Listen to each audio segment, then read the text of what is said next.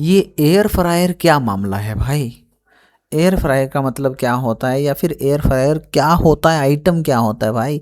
आजकल online shopping में देख लेते हैं, कोई किसी को गिफ्ट करता रहता है भाई, किसी के किचन में सुनते हैं भी हमारे पास एयर फ्रायर है। तो देखो, एक ऐसा बिजली वाला उपकरण, एक बिजली वाला बर्तन जो बहुत गर्म हवा को तेज़ी से घुमाकर भोजन पकाता है।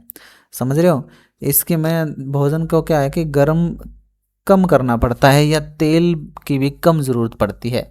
कम तेल के भी कुरकुरे बनाए जा सकते हैं, समझ रहे हो, पकोड़े बनाए जा सकते हैं। आजकल लोग पूरी बना रहे हैं, चावल उबाल रहे हैं। तो भाई साहब उसमें क्या होता है, आपको ऑयल नहीं डालना पड़ेगा। कुछ लोग जो हेल्थ के बारे में अच्छा चाहते हैं ना, कि ऑयल कम यूज़ करें और हेल्थी रहें, तो वो क्या कर सकते हैं, फ्रेंच फ्राइज़ बना सकते हैं, समोसा, कटलेट, पनीर, चिकन, अन्य कई व्यंजन कम तेल में, मतलब फ्राई जो होता है ना उससे तो बहुत कम तेल में और टेम्परेचर कंट्रोल करते हुए खाना पका सकते हैं, बना सकते हैं।